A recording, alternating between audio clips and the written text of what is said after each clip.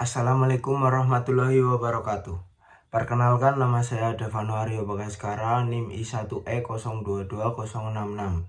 Di sini saya akan menjelaskan terkait kurikulum yang pernah saya alami waktu di masa sekolah. Pernahkah kamu berpikir apa yang menuntunmu dalam petualangan belajarmu, yaitu kurikulum?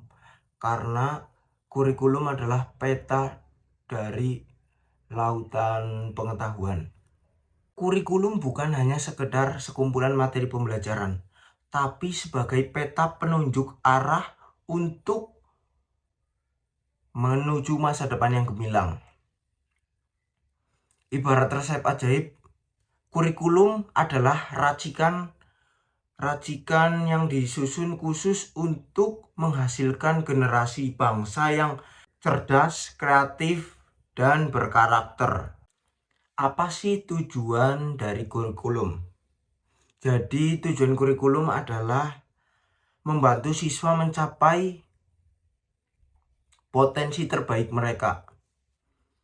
Kurikulum dirancang membekali siswa dengan pengetahuan, keterampilan, dan nilai-nilai yang mereka butuhkan untuk dapat survive atau bersaing dengan orang-orang di luar sana dengan pembelajaran yang mandiri, berwawasan luas, dan siap menghadapi dunia yang terus berkembang. Di sini saya akan mengutarakan pendapat saya terkait kurikulum yang pernah saya alami sewaktu masih di bangku sekolah.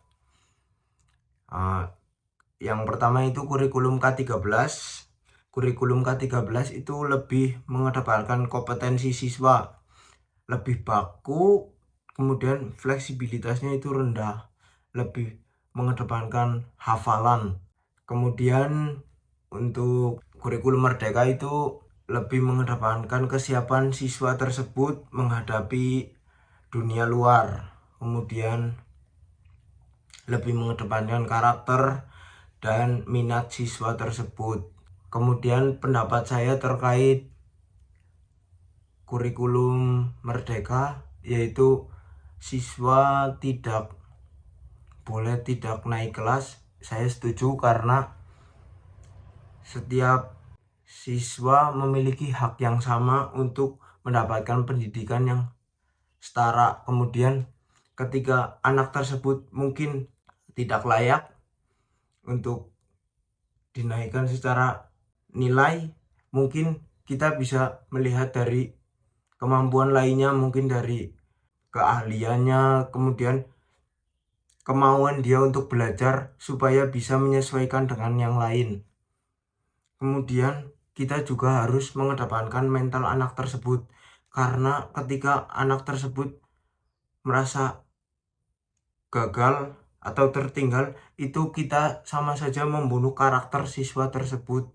Itu tidak hanya berdampak selama 1-2 tahun saja, tapi itu bisa berdampak selama hidupnya. Tantangan yang dihadapi dalam menghadapi kurikulum yang ada di Indonesia saat ini yaitu tentang kesiapan seorang pendidik, kemudian dari penyiapan kurikulum yang sesuai dengan kebutuhan yang ada di Indonesia.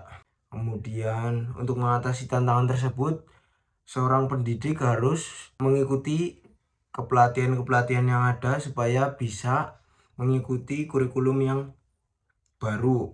Kemudian penyediaan dana dan sumber daya supaya bisa atau mampu mengikuti kebutuhan yang ada.